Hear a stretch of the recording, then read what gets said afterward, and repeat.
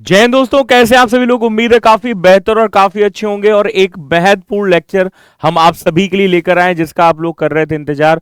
और काफी समय से स्टूडेंट यहां पर लगातार कमेंट कर रहे थे कि सर एक सेशन लेकर आए जिसमें खाद्यान्न एवं खनिज के अंतर्गत मध्य प्रदेश की रैंक क्या है, उसके माध्यम से सारी चीजें आपकी आज के इस सेशन के माध्यम से यहां पर कवर होने वाली है। तो सेशन को ज्यादा से ज्यादा आप सभी लोग शेयर कर दीजिएगा अपने दोस्तों तक भी, जो कि एमपीपीएससी और एमपीएसबी का एग्जाम टारगेट कर रहे हैं। और उसके साथ ही साथ दोस्तों आज के सेशन में हम इकोनॉमिक सर्वे के अंतर्गत भी मध्य प्रदेश की दृष्टिकोण से खाद्यान्न में रैंक क्या है वो भी डिस्कस करेंगे। इसके अलावा और कौन से राज्य हैं जो टॉप स्टेट के तौर पर यहाँ पर उभर कर आए, वो भी हम आज के सेशन में यहाँ पर डिस्कस करने वाले हैं। तो लास्ट तक इस सेशन में आप सभी लोग यहाँ पर बने रहिएगा, जिसके अंतर्गत हम डिस्कस करने वाले हैं भारतीय राज्यों के बारे में जो कि खाद्यान्न में यहां पर अव्वल रहे और उस दृष्टिकोण से मध्य प्रदेश की स्थिति क्या रही, और खनिज के साथ में मध्य प्रदेश का में स्थान यहां पर क्या देखने को मिलता है। तो सबसे पहले हम बात करने वाले हैं दोस्तों महत्वपूर्ण फसलों के उत्पादन में जो शीर्ष उत्पादक यहां पर राज्य बने हैं उनमें हमें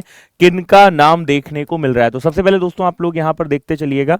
यदि मैं चावल की बात करूंगा तो चावल में प्रथम स्थान उत्तर प्रदेश को मिला। उत्तर प्रदेश दोस्तों सबसे ज्यादा चावल का उत्पादन करता है। और इसके बाद में तेलंगाना दूसरे स्थान पर है, जबकि तीसरे स्थान पर आपको पश्चिम बंगाल का नाम मिल जाता है। यदि मैं गेहूं अर्थात वीट की बात करूंगा तो इसमें उत्तर प्रदेश अग्रणी बना है, जबकि मध्य प्रदेश को गेहूं उत्पादन के अंतर्गत कौन सा स्थान मिला है, तो दूसरे नंबर पे आपका इसमें मध्य प्रदेश है। मक्का की बात करें तो मक्का के अंतर्गत आपको याद रखना है पहले स्थान पर मध्य प्रदेश है, फिर इसके बाद में कर्नाटक का दूसरा स्थान है और तीसरे स्थान पर बिहार का नाम मक्का उत्पादन के अंतर्गत आपको देखने को मिल रहा है। इसके अलावा हम चना की बात करें, चना उत्पादन में महाराष्ट्र टॉप पर है, जबकि आप देख रहे हैं मध्य प्रदेश का स्थान चना उत्पादन के अंतर्गत कौन सा है, तो चना उत्पादन में जो मध्य प्रदेश है वो दूसरे नंबर पे आपको यहां पर दिखाई दे रहा है। चलिए इसके बाद हम आगे बढ़ते हैं तो अगला नाम आता है मूंगफली का। मूंगफली में गुजरात अव्वल है, जबकि मध्य प्रदेश का नाम हमें मूंगफली उत्पादन में तृतीय नंबर पे तीसरे स्थान पर देखने को मिल रहा है। तो मूंगफली उत्पादन के अंतर्गत जो आपका मध्य प्रदेश है वो आपका तीसरे नंबर पे है। सरसों की बात करते हैं तो सरसों के उत्पादन में राजस्थान टॉप पर है, फिर उत्तर प्रदेश और हरियाणा का आपको इसके अंतर्गत नाम देखने को मिल रहा है। ठीक है, सोयाबीन की बात करें तो सोयाबीन के अंतर्गत जो मध्य प्रदेश है उसकी स्थिति आपको अब यहाँ पर दूसरे नंबर पर दिखाई दे रही है। पहले नंबर पे महाराष्ट्र है सोयाबीन उत्पादन में और तीसरे नंबर पे राजस्थान है। सूरजमुखी की बात करेंगे कर्नाटक अव्वल है, इसके बाद में हरियाणा और उड़ीसा का नाम हमें सूरजमुखी के अंतर्गत यहां पर मिल रहा है। इसके अलावा कुल खाद्यान्न की बात करें, कुल खाद्यान्न में सबसे पहले नंबर पे उत्तर प्रदेश है, जबकि हमारा जो मध्य प्रदेश है ये कुल खाद्यान्न में दूसरे नंबर पे, तीसरे स्थान पर पंजाब है। काजू की बात करें तो इसके अंतर्गत कर्नाटक अव्वल है, हरियाणा का आपको नाम मिल रहा है और हरियाणा के बाद में उड़ीसा तीसरे स्थान पर है। गन्ना की बात करें सुगर केन के अंतर्गत उत्तर प्रदेश पहले नंबर पे है, फिर महाराष्ट्र के बाद में कर्नाटक का यहां पर आपको नाम मिलेगा।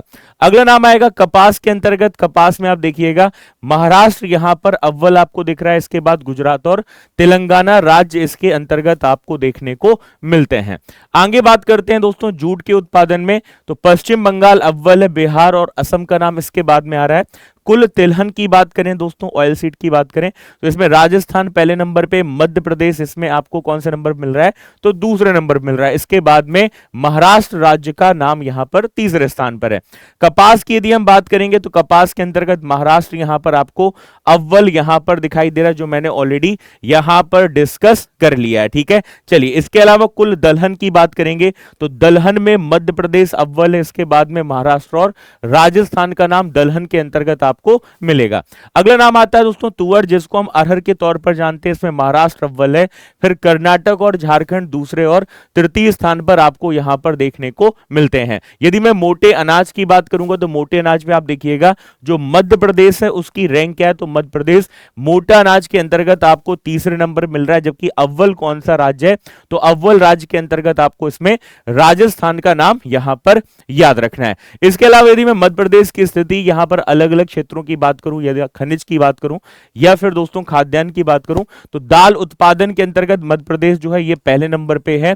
तांबा, मैग्नीज और हीरा की बात करें तो इसके अंतर्गत जो मध्य प्रदेश है उसकी जो रैंक है वो कौन सी है, तो मध्य प्रदेश इसमें सबसे अव्वल है, पहले स्थान पर मध्य प्रदेश का नाम मिलता है। खाद्यान्न उत्पादन की बात करें, मैंने आपको बताया खाद्यान्न उत्पादन में जो मध्य प्रदेश है उसकी आपको दूसरी रैंक यहां पर देखने मिल रही है। ये सारा डेटा भैया लिखते चलना, फिर ये मत बोलना कि सर हम नहीं लिख पाए, हमने नहीं डेटा ध्यान दिया, फिर ये मत बोलना सर हमें क्लास की पीडीएफ नहीं मिली। तो जो स्पेशल सेशन होते हैं उनको भी कवर करते चलिएगा। और इसके अलावा जो हर दिन सुबह 8 बजे की क्लास होती है दोस्तों, याद रखना हर दिन 8 बजे की क्लास होती है करंट अफेयर्स की। इस क्लास में भी आप सभी लोग रेगुलर उपस्थित हो, क्योंकि ये डेली करंट अफेयर्स डीसीए जो क्लास है ये एमपीपीएससी स्पेसिफिक यहां पर हो रही है, जिसमें हर दिन हम हर महीने का करंट अफेयर्स भी कवर कर रहे हैं, साथ ही साथ अवार्ड के साथ साथ अपॉइंटमेंट्स हैं, मध्य प्रदेश स्पेशल डेटा भी हर दिन आपको इस क्लास के माध्यम से यहां पर मिलता है। चलिए, इसके अलावा रॉक फास्फेट और चूना पत्थर की बात करें, इसमें मध्य प्रदेश आपका दूसरे नंबर पे। पुष्प उत्पादन की बात करें जिसमें पहले मध्य प्रदेश तीसरे स्थान पर, आप सॉरी पहले स्थान पर था, लेकिन अभी जो इसकी स्थिति वो आपको कौन सी मिल रही है, तो दूसरे नंबर पे यहां पर मिल रही है। तो पुष्प उत्पादन में जो मध्य प्रदेश है वो कौन से नंबर पे, तो मध्य प्रदेश आपका दूसरे नंबर पे यहां पर हो गया, तीसरे से दूसरे नंबर पे आ गया है। फल उत्पादन में बात करेंगे तो फल उत्पादन में जो मध्य प्रदेश है ये चौथे नंबर पे। मसाला उत्पादन की बात करेंगे तो मसाला उत्पादन में मध्य प्रदेश की जो स्थिति है वो हमें पहले नंबर पे यहां पर दिखाई दे रही है। मसाला उत्पादन में मध्य प्रदेश पहले नंबर पे। कोयला उत्पादन में मध्य प्रदेश चौथे नंबर पे। लौह अयस्क और बॉक्साइट की बात करें इसमें मध्य प्रदेश छठे नंबर पे दिखाई दे रहा है। टमाटर, धनिया, संतरा और लहसुन, इनमें जो है मध्य प्रदेश की स्थिति आपको पहली दिखाई दे रही है। ये तो कई बार आयोग का फेवरेट क्वेश्चन भी कई बार पूछा जाता है। तो टमाटर, धनिया, संतरा और लहसुन में मध्य प्रदेश पहले नंबर पे। सब्जी उत्पादन की बात करें वेजिटेबल में तो मध्य प्रदेश की जो स्थिति है वो हमें यहां पर पहले नंबर पे दिखाई दे रही है। इसके अलावा कुछ एमआईक्यू क्वेश्चन है दोस्तों। मध्य प्रदेश राज्य खनिज विकास निगम की स्थापना कब हुई थी, तो इसकी स्थापना सन 1962 के अंतर्गत की गई थी। डायमंड म्यूजियम मध्य प्रदेश का कहां पर है, तो ये आपका खजुराहो में है। और डायमंड पार्क की बात करेंगे तो इसका संबंध आपको पन्ना के अंतर्गत देखने को मिलेगा। मध्य प्रदेश की पहली खनिज नीति कब आई, तो मध्य प्रदेश की पहली खनिज नीति आपकी 1995 में आई थी, अर्थात 1995 में मध्य प्रदेश की पहली खनिज नीति आपको देखने को यहां पर मिलती है। मध्य प्रदेश की नवीन खनिज नीति कब आई, तो ये 2010 के अंतर्गत आई। मध्य प्रदेश गौण खनिज नियम कब आए, 1996 के अंतर्गत आए। मध्य प्रदेश की रेत खनन नीति है ये कब आई, तो रेत खनन जो नीति है दोस्तों जो कि सैंड माइनिंग पॉलिसी है 2017 के अंतर्गत आई थी। मध्य प्रदेश रेत खनन, परिवहन, भंडारण एवं व्यापार नियम कब आया, तो यह नियम हमें 2019 के अंतर्गत देखने को मिलता है। और कुछ स्पेशल सेशन भी आपके रिकॉर्डिंग फॉर्म में उपलब्ध हुए जिसमें मध्य प्रदेश की प्रमुख योजनाएं लगभग हमने 70 से ज्यादा 70 से ज्यादा जो गवर्नमेंट स्कीम है मध्य प्रदेश की वो कवर की है। ये सेशन आपको रिकॉर्डेड फॉर्म में मिल जाएगा।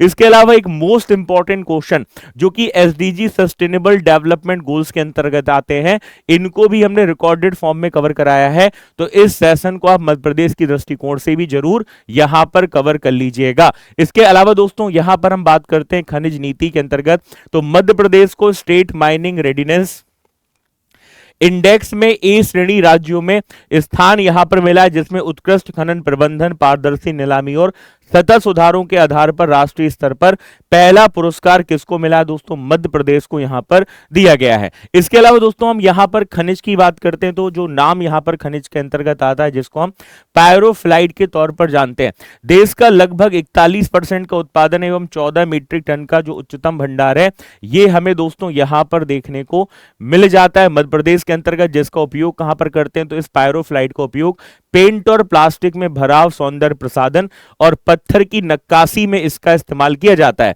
और इसके जो अग्रणी दोस्तों यहां पर आपको क्षेत्र देखने को मिल रहे हैं जिसमें छतरपुर, शिवपुरी और टीकमगढ़ जिले के अंतर्गत पनियार खेड़ा का यहां पर नाम देखने मिलता है और वर्तमान में टीकमगढ़ में इसका उत्पादन यहां पर किया जा रहा है। मध्य प्रदेश के अंतर्गत भारत में उत्पादन एवं अधिक भंडार में प्रदेश में दोस्तों रॉक फास्फेट का नाम हमें दूसरे स्थान पर मिल रहा है, जिसमें छतरपुर, झाबुआ और सागर जिलों में प्रमुखता से इसका उत्पादन होता है। रसायन उर्वरक के उद्योग के लिए दोस्तों इसका हमें उपयोग देखने को मिलता है। कई बार ऐसे क्वेश्चन भी दोस्तों एग्जाम में पूछ लिए जाते हैं कि बताइए प्रमुखता से इनका उत्पादन कहां पर आपको देखने को मिलता है। इसका अगला जो नाम आता है वो आता है ग्रेफाइट का, जिसका नाम उच्च स्तर कार्बन सामग्री और परतदार ग्रेफाइट के रूप में मिलता है। और इसके साथ में इसमें यदि मैं जिलों की बात करूंगा तो बैतूल, सीधी, अलीराजपुर का नाम हमें ग्रेफाइट जिलों के अंतर्गत यहां पर मिल जाता है। कॉपर की बात करें, देश के 73% का भंडार जो है ये मध्य प्रदेश में, जिसमें 120 मीट्रिक टन यहां पर आपको उत्पादन देखने को मिलता है। और प्रमुख उत्पादन जिला कॉपर के अंतर्गत बालाघाट का आपको यहां पर नाम मिलेगा। ठीक है, बालाघाट के अंतर्गत किसका नाम मिलेगा, तो कॉपर का नाम मिलेगा। और इसमें कॉपर रिफाइनिंग प्लांट की स्थापना, ई व्हीकल मैन्युफैक्चरिंग हब के लिए भी इसकी संभावनाएं आपको देखने को मिलती है। और कॉपर का जो उपयोग है ये सबसे ज्यादा विद्युत तारों में किया जाता है, धातु मिश्र धातुओं में इसका निर्माण यहां पर किया जाता है।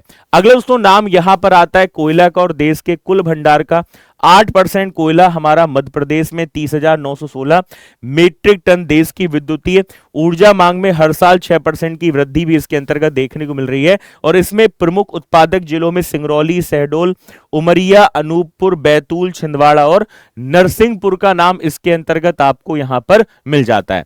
यदि मैं बॉक्साइट की बात करूंगा, मध्य प्रदेश के 11 जिलों के अंतर्गत बालाघाट, गुना, जबलपुर, कटनी, मंडला, रीवा, सतना, शहडोल, शिवपुरी, सीधी और विदिशा का नाम हमें दोस्तों बॉक्साइट के अंतर्गत मिलता है, जिसमें 1,86,000 टन से अधिक मात्रा में दोस्तों बॉक्साइट की उपस्थिति हमें मध्य प्रदेश के अंतर्गत मिलती है, जहां पर जूट, इस्पात एवं सीमेंट उद्योग में इसकी सबसे ज्यादा उपयोगिता भी हमें देखने को यहां पर मिल जाती है। चलिए, तो ये सारी चीजें आपको याद रखना। और इसके अंतर्गत अभी आपको जानकारी होगी, अभी हाल ही में माइनिंग कॉन्क्लेव का आयोजन किया गया है। और माइनिंग कॉन्क्लेव का आयोजन कहां पर किया गया, तो ये कटनी मध्य प्रदेश के अंतर्गत 23 अगस्त 2025 को आयोजित किया गया था। इसके अलावा यदि हम बात करेंगे संगमरमर की मार्बल्स की, तो इसमें कटनी, जबलपुर, बालाघाट, शहडोल एवं उमरिया का यहां पर नाम दोस्तों हमें देखने को मिल जाता है। और यदि मैं यहां पर ग्रेनाइट उत्पादन की बात करूंगा तो इसमें प्रमुखता से जिलों में छतरपुर, टीकमगढ़, बैतूल और सीधी का नाम आपको यहां पर याद रखना है। ठीक है, समझ बात। तो ये कुछ उत्पादक जो क्षेत्र हैं, जिले हैं, उनके नाम भी आप रिकॉल करते चलिएगा। और ये जितने भी मैं फैक्ट यहां पर क्लास के साथ में डिस्कस कर रहा हूं, इनको जरूर आप लोग नोट डाउन करते रहिएगा। अच्छा, इससे पहले हमने एक और सेशन लिया था जिसमें मध्य प्रदेश के अंतर्गत वो कौन कौन सी शख्सियत है जिनको पद्मश्री पुरस्कार दिया गया है। तो ये सेशन जिन्होंने नहीं देखा देख लेना, क्योंकि 2023 से लेकर 2026 के मध्य प्रदेश के व्यक्तित्व की यहां पर चर्चा की गई है। और इसके साथ ही साथ दोस्तों जिन्होंने अभी तक मध्य प्रदेश की महा मैराथन क्लास, जो क्लास यहां पर दोस्तों 1 साल के पूरे करंट अफेयर्स को मध्य प्रदेश स्पेसिफिक कवर किया था, ये जिन्होंने नहीं देखा इस क्लास को आप लोग यहां पर देख लेना। और क्लास की जो पीडीएफ है वो आपको कहां मिलेगी, तो हमारे इस टेलीग्राम चैनल पे मिलेगी। तो जो हमारे इस टेलीग्राम चैनल से नहीं जुड़े, आप जुड़ जाइएगा। आपको सर्च करना है आशीष त्रिपाठी सर, जैसे ही आप नाम सर्च करेंगे आप हमारे टेलीग्राम ग्रुप में यहां पर जुड़ जाएंगे, जहां पर आपको पीडीएफ मिल जाएगी। और इसके अलावा जो स्पेसिफिक क्लासेस हुई थी उनकी पीडीएफ आपको कहां पर मिलेगी, तो पीडब्ल्यू ऐप में आपको सर्च करना है all MP exam daily current affairs, जहां पर ये आपको यहां पर बैच मिल जाएगा जो कि आपके लिए पूरी तरीके से फ्री है।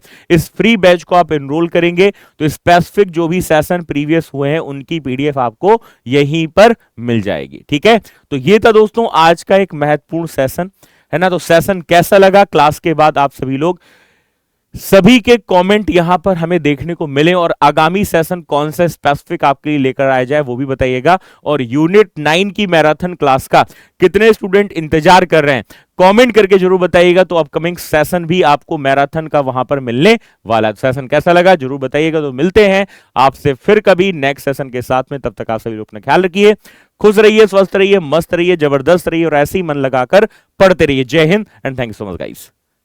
जय हिंद।